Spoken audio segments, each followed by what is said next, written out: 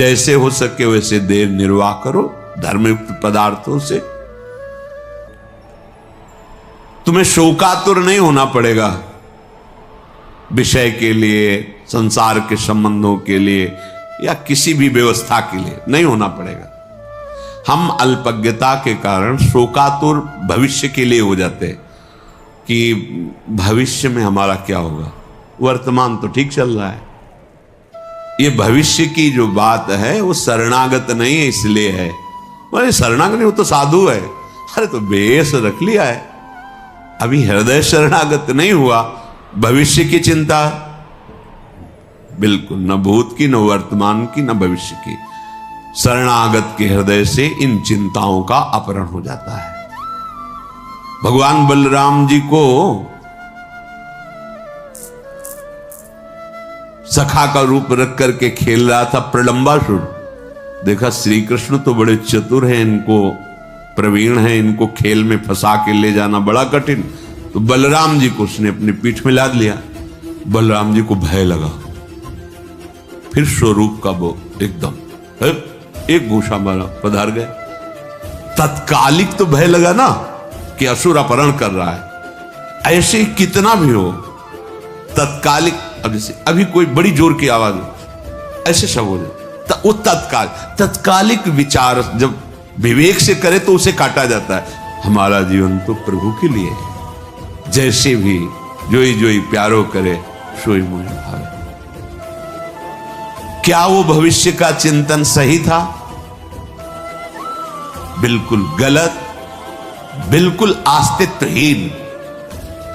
ऐसे ही जब हम अपने आराध्य से देव से अलग होकर शरीर को सोचते तो भूत की चिंता, वर्तमान की चिंता, भविष्य की चिंता, मैंने ऐसा किया उसे भोगना पड़ेगा, ऐसा ना करते तो ऐसा, भूत की चिंता, वर्तमान की चिंता, भविष्य की, ये तीनों चिंताओं का अपहरण हो जाता है शरणागति से।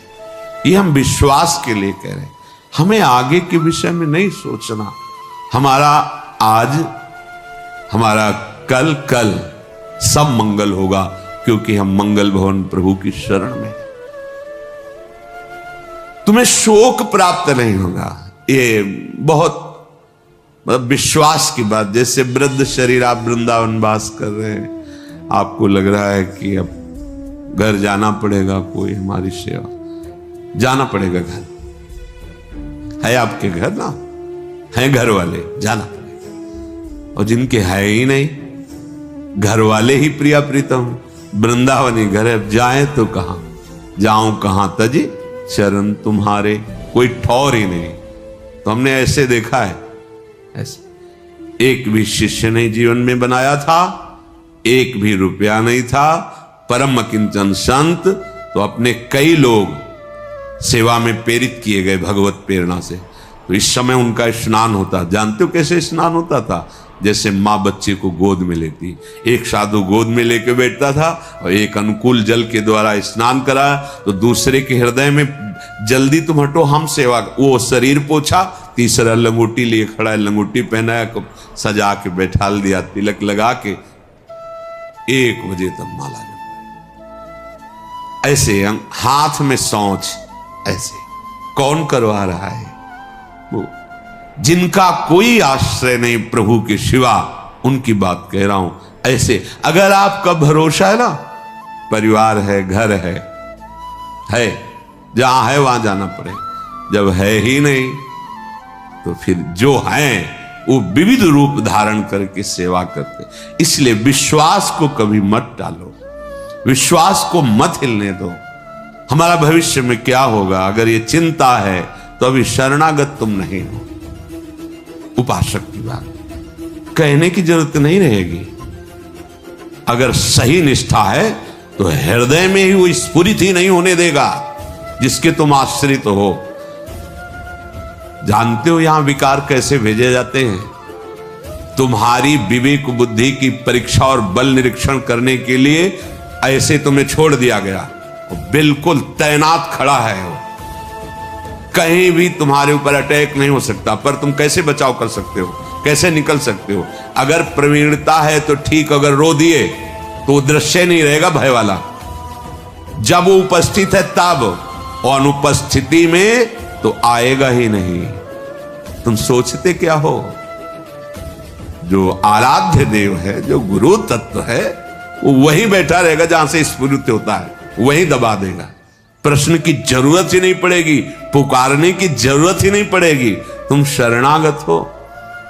पर वो अल्पज्ञता होने के कारण हम प्रकट को तो महत्व देते हैं और बाद के लिए सोचते हैं जब अप्रकट हो गए तो कैसे चलेगा। नहीं, आप देखना, प्रकट से ज्यादा सानिध्य अप्रकट में रहता है। अब भी प्रकट में आप हमारे पास कितनी देर रहते हैं, लेकिन आप हमारे वचन, हमारे आराध्य देव का नाम और मंत्र जप कर रहे हैं तो हर समय आप हमारे सानिध्य में अनुभव कीजिए। अगर आप ऐसा करते हैं तो आपको अनुभव में आएगा। गुरुदेव का कितना दुलार है, एकांत में पता चलता है, रोना आता है। आपके लिए जो तन मन प्राण है कि जितना होना चाहिए वो है ही नहीं हृदय में, पर वो देने वाले इतने कृपालु हैं कि वो अपनी तरफ से देते ही चले जाते हैं। यहां सर झुकता चला जाता है कि अहेतु की कृपालु, अहेतु की कृपालु। प्रगट सानिध्य और अप्रकट सानिध्य, इन दोनों में अगर देखा जाए तो अप्रकट सानिध्य में विशेष कृपा का अनुभव है, क्योंकि उनके वचन, उनका चिंतन, उनके द्वारा दिया हुआ नाम मंत्र हर समय उनके सानिध्य का अनुभव कराता है। अगर ये नहीं तो प्रकट सानिध्य में रहते हुए भी आप अनुभव नहीं कर पाएंगे प्रकट सानिध्य के सुख का, निर्भयता का, शांति का, आनंद का। इन किन प्रकार जैसे वैसे आप शरीर का निर्वाह करते हुए शोक रहित होइए।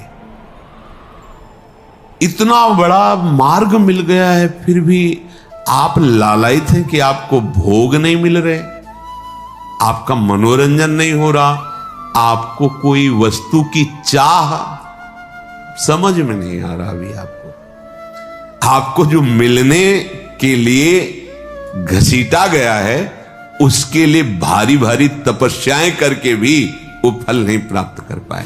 हम तपस्या कर ही नहीं सकते वैसी, इसीलिए घसीटा है श्री जी ने कि तुम इस आओ, हमारे दुलार, हमारी कृपा के द्वारा तुम्हारा पोषण होगा। फिर तुम क्यों चिंता करते हो?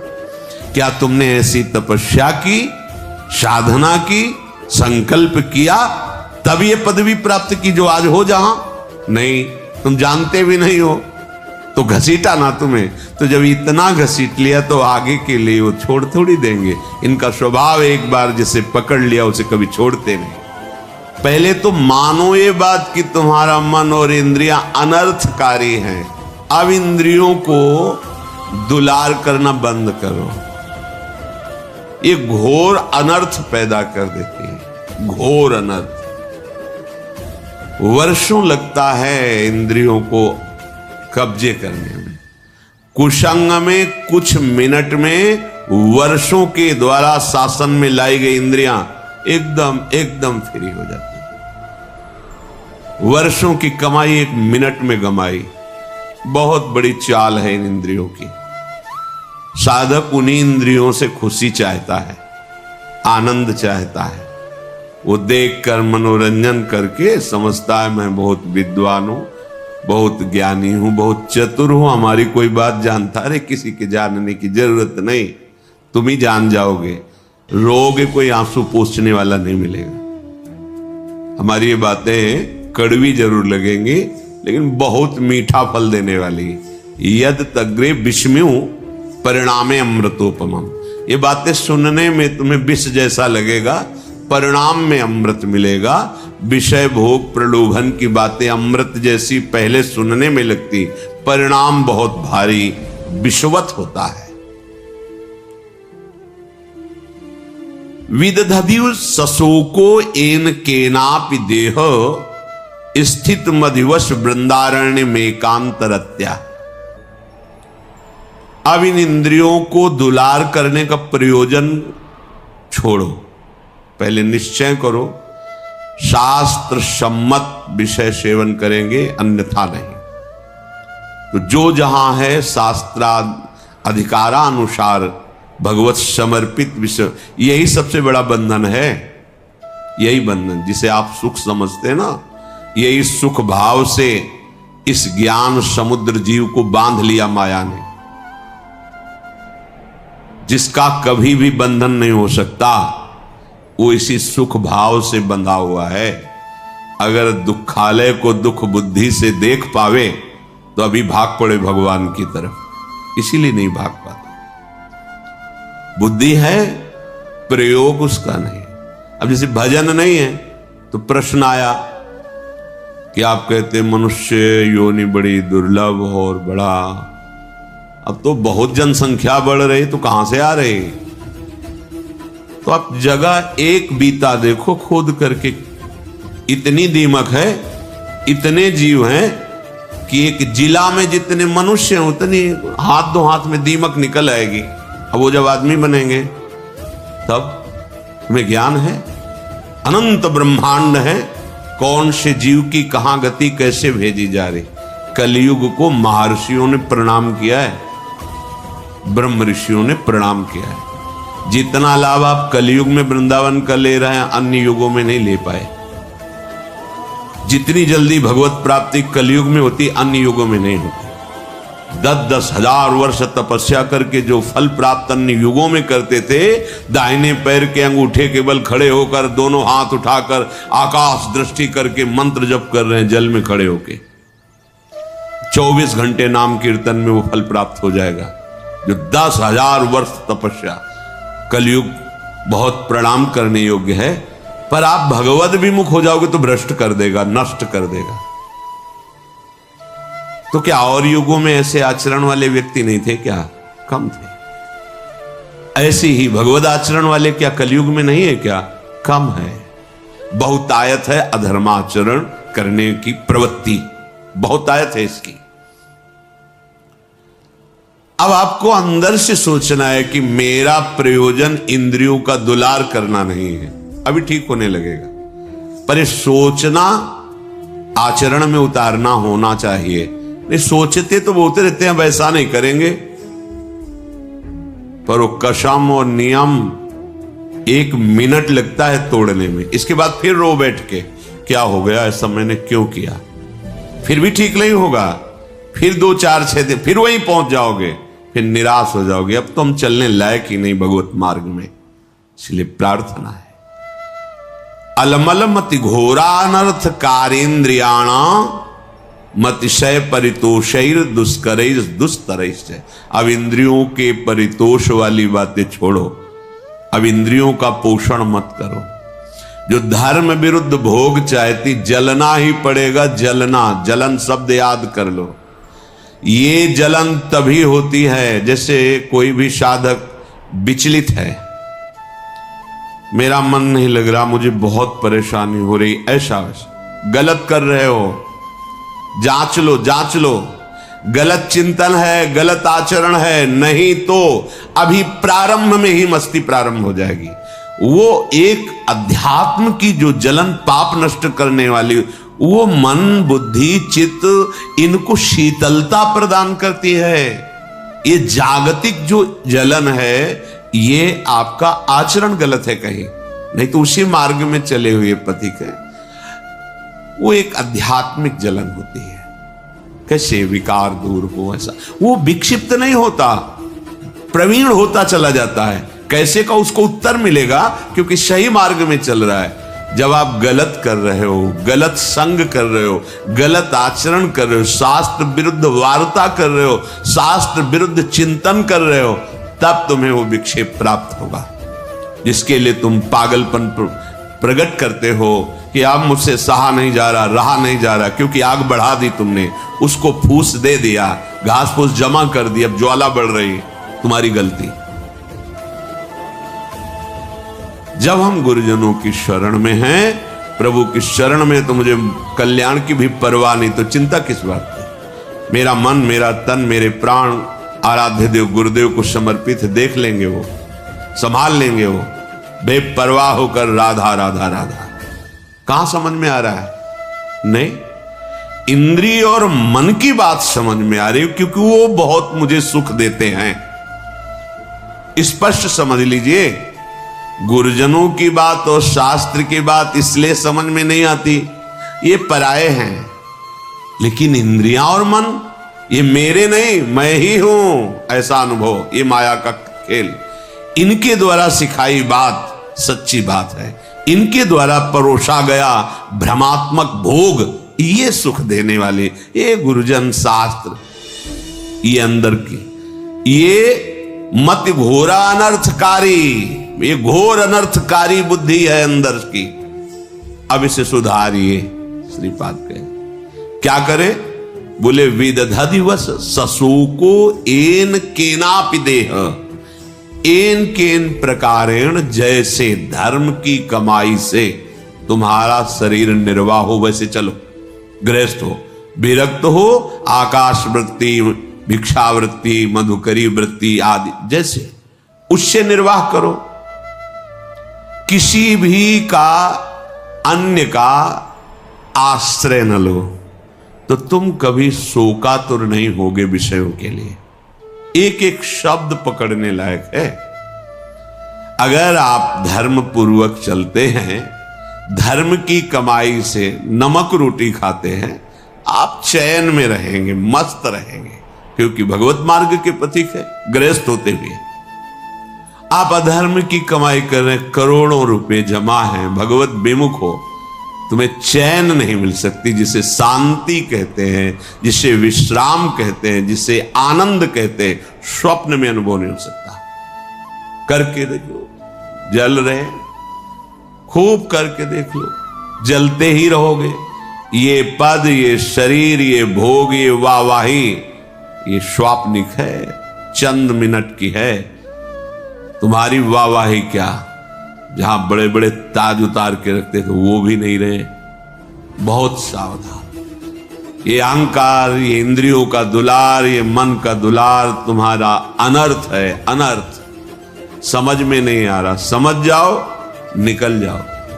तुम ही फंसे हो, सुख की बुद्धि ने तुम्हें फंसाया है, और इसका नाम दुखालय है, सुख नहीं है, नहीं है सुख। तुम्हारी बुद्धि अनर्थकारी तुम्हें धोखा दे रही है। अभी कैसे समझ, बहुत अल्प बुद्धि है, तर्क करते हैं, तर्क करते हैं। अब तर्क तो उस बुद्धि में जो पवित्र है, तो पवित्र तर्क आए।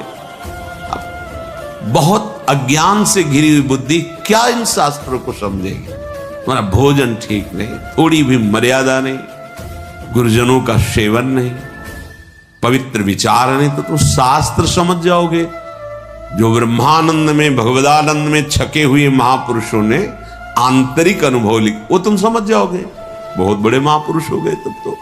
नहीं, पहले शरणागत हो, अहंकार गलित करो, फिर जब अहम रहित बुद्धि होती है, वो भगवदानंद पर विचार करने के योग्य हो जाती है।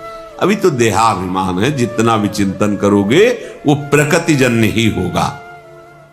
तो जैसे बने एन केन प्रकारेण, धर्म युक्त पदार्थों के द्वारा शरीर यात्रा करो। एन केनापि देह स्थित, ये चटोरापन इंद्रियों का बंद करो। बहुत खा पी लिया है, बहुत सब ये जो गंदे गंदे पदार्थ दूसरों के शरीरों का हनन करके खाने की बातें, कैसे निकृष्ट बुद्धि हो गई। उल्टी नहीं आती तुम्हें, बमन नहीं होता तुम्हें बात सोच के, पर बुद्धि है, देखो अनर्थकारी बुद्धि है। अरे बहुत बलिष्ठ कर देता है, खाओ बस, विजय प्राप्त कर लोगे। किस पर, किस पर विजय? इंद्रियों के गुलाम होते जा रहे हो, मन के गुलाम होते जा रहे हो, विषयों की अधीनता बढ़ रही है। तुम स्वतंत्र कहां हो रहे हो, तुम विजयी कहां हो रहे हो, तुम तो हारते चले जा रहे हो। भला कहीं अपवित्र पदार्थ पाकर तुम्हारी बुद्धि प्रवीण होगी, ठीक से निर्णय कर पाएगी। मान जाओ हमारी बात, यही माया की चाल है। सावधान, ये अनर्थकारी बुद्धि तुम्हें नष्ट कर देगी। तुम श्रीधाम वृंदावन का आश्रय लो, सत्संग सुनो, प्रिया प्रीतम के चरणारविंद की दृढ़ता हृदय में आ जाए तो सब विकारों के जीतने की सामर्थ्य आ जाती है। अच्छा ही नहीं लगता, सही मानो। देखा है, कभी कभी हम कहते हैं कि भगवान के चरित्र से भी बढ़कर भक्तों के चरित्र में हमें विशेष आनंद और विशेष अनुभूतियां मिलती हैं। क्यों? क्योंकि जब भगवान के लिए कोई आश्चर्यमयी बात आती है तो ये हमारे हृदय में बैठा ना कि कर तुम अकर तुम अन्यथा कर तुम सर्व समर्थ भगवान है, कोई आश्चर्य नहीं होता क्योंकि वो भगवान है। लेकिन तब आश्चर्य होता है जब वो प्रकृति की धरा में और फिर वो भगवत धरा की ऊंचाई में, तब आश्चर्य होता है कि हाँ ये बात आश्चर्य वाली। मायाकृत प्रपंचों में फंसा हुआ फिर मायातीत इतनी ऊंचाई, वो बात समझ में आती। कैसे चला, कैसे माया को त्यागा, कैसे भगवदानंद में मगन। मेरे प्रभु का कोई भी कृत्य आश्चर्य में थोड़ी है, वो तो सर्वाश्चर्य में स्वयं है सरकार। कर तुम अकर तुम अन्यथा कर तुम, अन्यथा कर तुम, जो हो ही नहीं सकता वो भी कर दे। जैसे आप केवल कान से ही सुन सकते हैं, प्रभु किसी भी रोमकूप से देख सकते हैं और वहां से सुन सकते हैं, कहीं से भी आहार ग्रहण कर सकते हैं। कर तुम अकर तुम अन्यथा कर तुम, वो सर्वतो मुख वाले सर्वतो नेत्र वाले हैं। बिल्कुल महर्षियों ने गाया फिर भी कह दिया कि सामर्थ्य नहीं कि आपकी उन प्रभु की महिमा में कोई आश्चर्य की बात है। और ही विश्वास, जो इस परम धर्म का उपासक होता है उसका विश्वास बड़ा अटल होता है। विश्वास को गोस्वामी जी बरगद वृक्ष की तुलना में कह रहे, बट विश्वास अचल निज धर्मा। विश्वास कैसा होना चाहिए? बोले बरगद वृक्ष जैसा। बरगद का जो वृक्ष होता है, बट वृक्ष, उसमें जगह जगह जड़ें निकल पड़ती हैं। अगर जड़ उखड़ जाए तो सैकड़ों जड़ें डालों में, वृक्ष नष्ट होने वाला नहीं। इतना मजबूत अपने आराध्य देव गुरुदेव पर विश्वास हो कि कोई रात दिन हमारी बुद्धि को विपरीत भरे तो भी हमारे विश्वास में कमी ना आवे। भगवद आश्रित का चमत्कार विश्वास होता है। हमें विश्वास है, बस ये बात तुम्हारी कोई छीनने न पावे तुम्हारे हृदय से। भेजे जाएंगे माया के पार्षद तुम्हारे विश्वास को नष्ट करने के लिए, और जब माया के पार्षद आते हैं तो तुम्हारे सामने दृश्य भी वही रख देते हैं। किसी भी दृश्य को पॉजिटिव और निगेटिव समझाने में 1 मिनट केवल लगता है। उसी को पॉजिटिव रख सकते हो, उसी को निगेटिव कर सकते हो। यह बुद्धि की कला होती है। तो माया जब किसी को भेजती है तो तुम्हारी सकारात्मक सोच और सकारात्मक दृश्य को नकारात्मक सोच और नकारात्मक दृश्य से पुष्ट कर देगी। आपको लगेगा हाँ बात तो सही है, अच्छा ऐसा, हम तो इसको ऐसा समझ रहे थे। नहीं नहीं, तुम गलत समझ रहे थे। और नकारात्मक सोच देने वालों का प्रभाव बहुत जोर का पड़ता है, क्योंकि पीछे हमारा नकारात्मक सोच से ही संबंध रहा है। देखो, हम आप तो जीव कोटि के हैं, जो ईश्वर की लीला में सम्मिलित हुए हैं, उनके ऊपर नकारात्मक सोच का प्रभाव बढ़ जाता है। हृदय में आपका विश्वास दृढ़ होना चाहिए।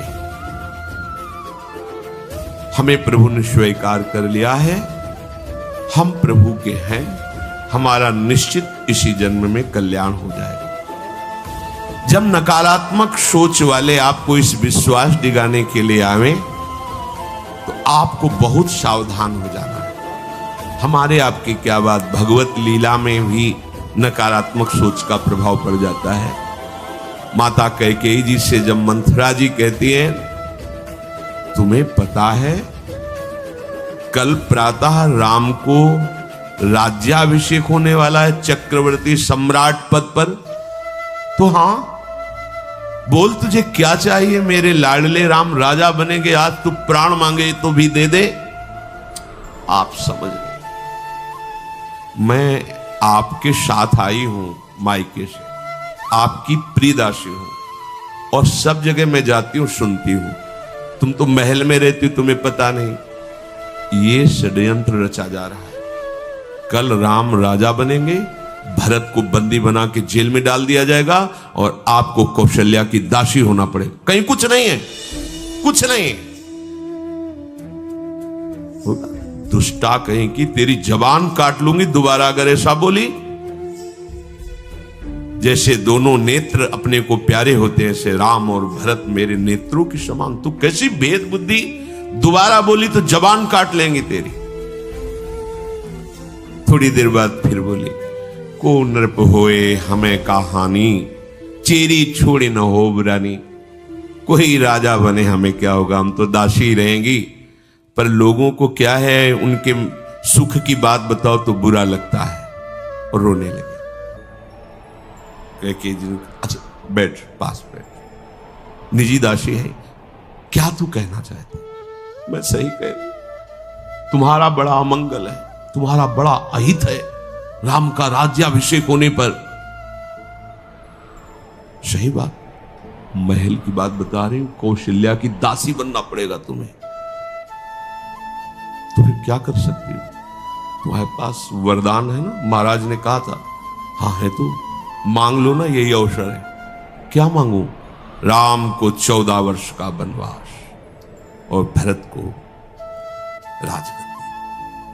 आ गई बात समझ में, आ गई समझ। कहां सुबह महामंगल होने वाला था त्रिभुवन का, भगवान राम राजा बनने वाले थे।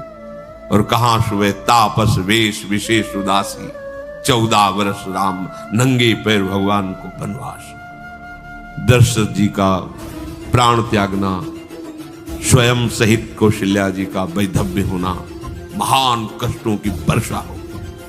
ये नकारात्मक सोच ऐसा नहीं कि तुम्हारी बुद्धि को न बदल दे, बहुत इसमें पावर है, क्योंकि ये सब माया के रचे हुए यंत्र हैं।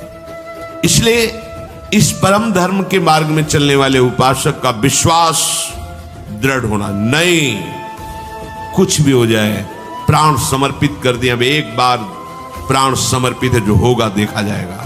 राधा राधा राधा, कदम पीछे नहीं हटाना। निष्ठा विश्वास प्रतिपल हमारा बढ़ता रहे। इस मार्ग के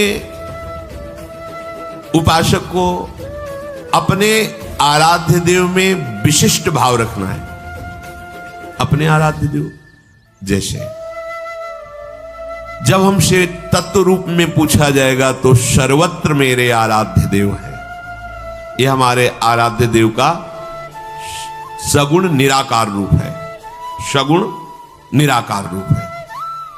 राधा वल्लभ लाल जी ही सबके हृदय में बैठे हैं। सगुण और निराकार सब जगह व्याप्त है। आकार दूसरे हैं पर वो सब जगह व्याप्त है। लेकिन जब भाव रूप से पूछा जाएगा तो निकष कुंज ठाढ़े भय, भुजा परस्पर अंश, श्री राधा वल्लभ मुख कमल निरख नैना। प्रिया लाल गलबहिया दिए खड़े, इसी रूप के हम दीवाने, इसी रूप का हम जूठन पाने वाले, इसी रूप की हम परिचर्या करने वाले। तो अव्यक्त रूप से मेरा प्रभु सर्वत्र विराजमान है, इसमें संशय नहीं। चाहे क्रूर हो, पापी हो, नीच हो, सबके हृदय में मेरा प्रभु विराजमान है।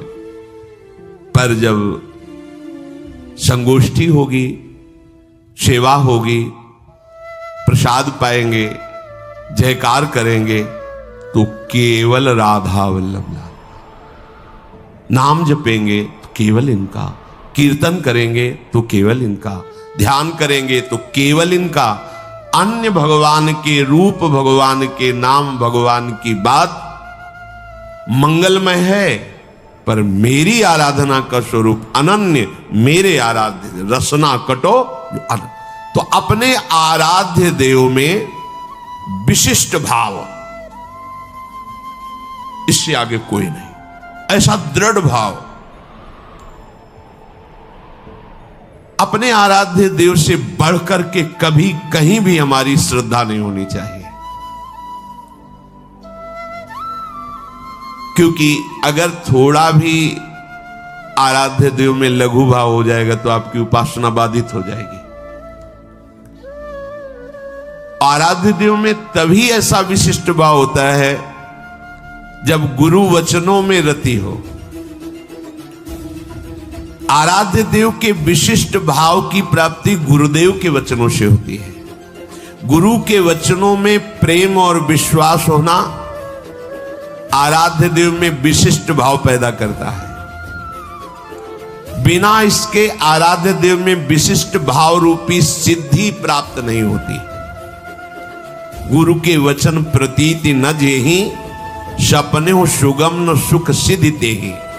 जो गुरु के वचनों में विश्वास नहीं करता उसे स्वप्न में भी न सुख मिलता है न साधना की सिद्धि होती है।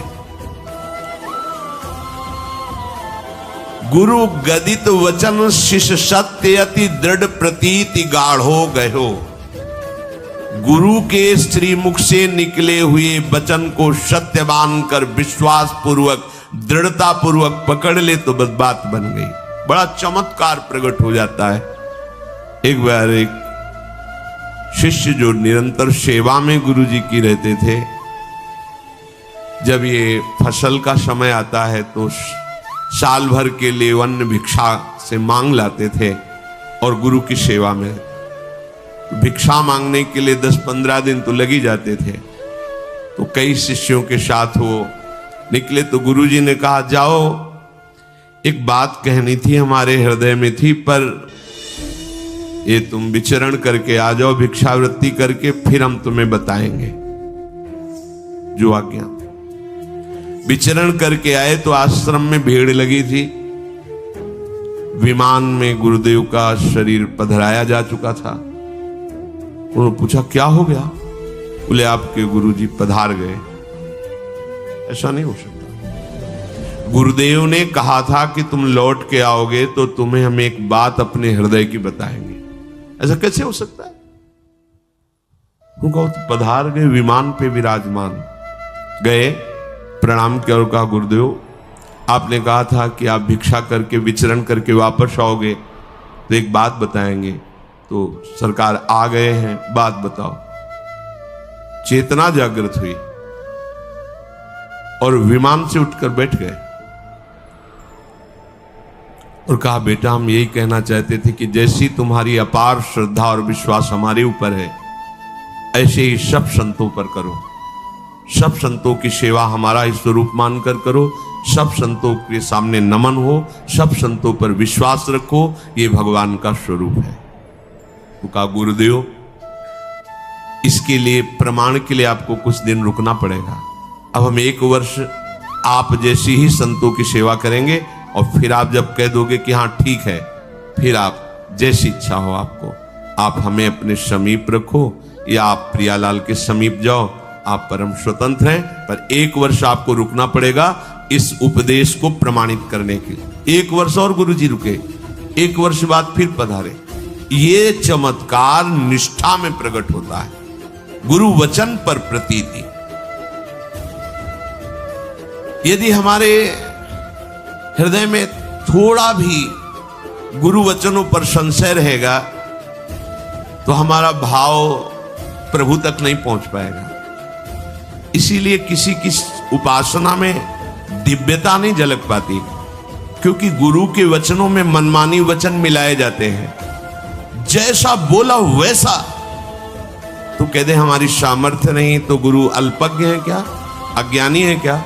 वो ऐसा आदेश कर ही नहीं सकते जो आप नहीं कर सकते। और अगर वो आदेश कर दिए, आपकी निष्ठा है, तो आप में वो सामर्थ्य जागृत हो जाएगी। आप करके तो देखो, आप उस पर चल के तो देखो।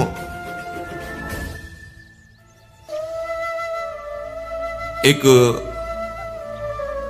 आदेश पालन के विषय में उदाहरण आता है। श्री समर्थ स्वामी रामदास जी महाराज अपनी मंडली के साथ एक जंगल में गए तो देखा कुआं भी है, छाया भी है, ठाकुर जी विराजमान किए, बैठ गए। जल लाओ, तो जल लाया गया तो उसमें बहुत से पत्ते झरझर के डाली से गिरे थे, तो दुर्गंध आ गई। उनका इतना सुंदर जल जंगल में है, अगर ये दोष रहित हो जाए तो बहुत से प्राणियों के पीने योग्य हो जाएगा। अच्छा, 20 शिष्य थे। एक बड़ी सी डाल आ रही थी, दूर पेड़ था, डाल आ रही थी ऐसे, और वो ऊपर से पत्ते पुष्प आदि झड़झड़ के कुएं में गिर रहे थे। तो हमें वृक्ष को हानि नहीं पहुंचानी, केवल कुएं के ऊपर जो डाल आई उतनी काटनी है। तो कुल्हाड़ आदि साथ रहती थी, क्योंकि ठाकुर जी थे तो रसोई अमनिया करने के लिए जैसे लकड़ी मिली तो उसको अपने रसोई के हिसाब से अमनिया करते थे। तो बोले इसमें चढ़ जाओ और उतनी ही डाल काटो जितनी कुएं पे आ रही। तो उधर से अगर पेड़ की तरफ से काटेंगे तो बहुत लंबी डाल थी और आदेश सरकार का केवल इतना ही था, उतना ही काटना। इसका मतलब जिधर पत्ते हैं उधर बैठकर उतना ही काटना है। तो वहां वकील महाराज जी जो काटेगा तो मर ही जाएगा, कुएं में जाएगा। बोले इससे हमें कोई मतलब नहीं। अंबादास जी नाम के एक संत शिष्य थे, उनका भगवान ये सेवा हमारे हृदय में उत्साह हो रहा है करने का। सब शिष्य बैठे हैं, वो उठे, पेड़ में चढ़े, डाल में धीरे धीरे ऐसे करके आए, इधर आए, कुएं के ऊपर वो जो डाल का स्वरूप था उधर पकड़ करके बैठे और काटे। जे भी काटे तो डाल से ही अंदर कुएं में गए। अब हाहाकार मच गया शिष्यों की, प्रभु तो डाल कटना था। ऐसे बड़े निरपेक्ष दिखाई दे, ये क्या लीला है, तुम मर जाएंगे।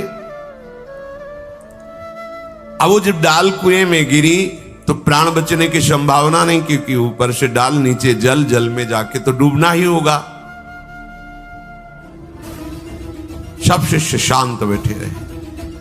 थोड़ी देर में देखा कि श्री राम जय राम, जय जय राम, श्री राम जय, दिव्य तेज कुएं से प्रकट हुआ और भगवत पार्षद उनको ऊपर ला करके, डाल भी बाहर, पत्ते भी बाहर, पानी अमृत जैसा सुगंधित, और वो शिष्य दिव्य तेजों में।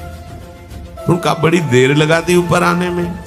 बोले प्रभु जब नीचे गया तो प्रभु के पार्षद ले गए साकेत धाम और सिया राम जी के चरणों का स्पर्श प्राप्त हुआ, प्रणाम किया, उन्होंने प्रसाद दिया और हमें फिर कहा जाओ अपने गुरु सेवा में लगो। तो प्रभु अब सब शिष्य हाथ मल रहे, जिनके लिए हम बाबा जी बने वो तो समर्पण। बड़ी से बड़ी कठोर आज्ञा में भी बड़ा रहस्य छुपा हुआ है, बस कोई मान ले तो। सब तरस गए कि सिया राम जपते हैं, एक बार भी झांकी नहीं मिली, चरण छू के आ रहे, कहे गुरु आज्ञा में प्राण समर्पण। गुरु वचनों में रति, ये भगवद आश्रय का चमत्कार, अपने आराध्य देव में विशिष्ट भाव।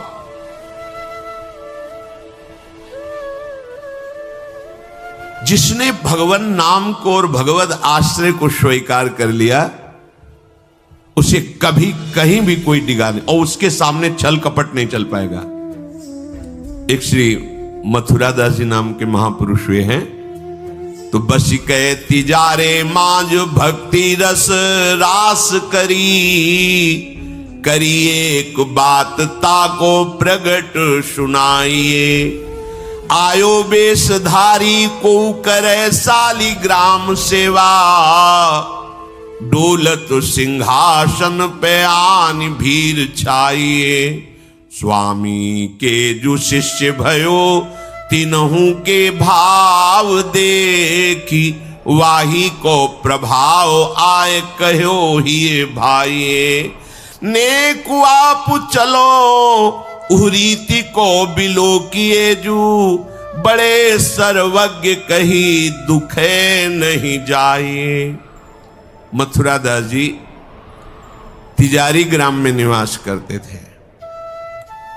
वैसे संतों का जो ग्राम में निवास होता है वो जगत मंगल की भावना से होता है। किसी भी गांव में जहां जो संत वास्तविक भगवत प्रेमी रहते हैं वहां से भिक्षा लेकर उनको निष्पाप करते हैं, शिक्षा देकर के भगवत प्राप्ति कराते हैं, क्योंकि उनके श्रीमुख से नाम कीर्तन भगवत चर्चा होती ही रहती है। नंद नंदन की अनन्य उपासना करते थे। ये राजस्थान में ग्राम है तिजारे में, वहां वो रहते थे। जो भी समीप आता वो कुछ ही दिनों में ऐसा भक्ति रंग में रंग जाता, कुछ प्रभु के नाम में प्रीति हो जाती, समस्त असद आचरण छोड़ देता। बहुत से शिष्य हो गए, बहुत से अनुयायी हो गए, पर जो वास्तविक भजन नहीं करते हैं, भेष धारण करके संत का ठग वृत्ति रखते हैं, उनका अलग प्रभाव होता है, वो ज्यादा दिन चलता नहीं। हम कहते हैं नाम घोष से क्या नहीं हो जाएगा, नाटक करने की क्या जरूरत। अरे हम प्रभु के बहुत बड़े प्रिय दास हैं, जो कुछ चाहिए प्रभु अपने आप देंगे। काहे किसी के आगे नाटक करे, छल फैला, किसके आगे? जो बेचारे हैं, ये सब मारे हुए हैं कर्मों के, भोग वासना से जल रहे हैं, और तुम भगवत पार्षद हो करके बात बनी नहीं।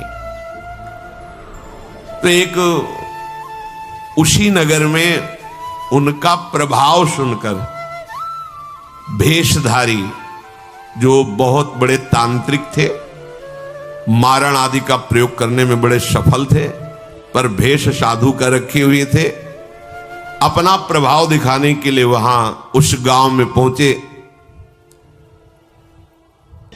पहचानना बड़ा कठिन होता है, साधु और वेशधारी दोनों में पहचान बहुत कठिन होती। जब तक आप साधु नहीं हो तब तक आप साधु को नहीं पहचान सकते हो, क्योंकि जो वेशधारी स्वांग करेगा वो साधु से भी अच्छा करने की चेष्टा करेगा, क्योंकि स्वांग कर रहा है ना, तो बड़े बड़े भ्रमित हो जाते हैं। दर्शन भक्त अनूप, सेवक जी ने लिखा है, पर रूप न शोभित प्रीति बिनु, और प्रभाव उनका ऐसा भरम भटकत भूप, बड़े बड़े राजा भ्रमित होकर उनके शिष्य बन जाते हैं। वेश का ऐसा प्रभाव है। इसीलिए भगवत रसिक जी ने एक पद में लिखा है, भेषधारी हरि के उर शालें। जो वेश केवल बनाया है रुपया पैसा के लिए, भोगों के लिए, हमें तो लगता है नहीं बनाना चाहिए, और काम कर लेना चाहिए, क्योंकि इसमें शुद्ध संतों को गालियां पड़ती हैं, शुद्ध भगवत मार्ग के पथिकों का अपराध बनता है, जिससे तुम कुल परंपरागत नष्ट हो जाओगे। जो वेश धारण करके संतों को गालियां दिलाते, कुल परंपरागत नष्ट हो जाएंगे। क्योंकि जैसे आपकी श्रद्धा है किसी संत वेश पर, और आपकी श्रद्धा टूटी, गलत आचरण हुआ, तो आप ही कहोगे सब ऐसे संत होते हैं, ऐसी गालियां दोगे, ऐसा अपराध करोगे, उसका मूल कारण वो बना वेशधारी, इसलिए उसका सर्वनाश होगा। तुम्हारा तो पतन हो ही गया, उसका सर्वनाश हो जाएगा।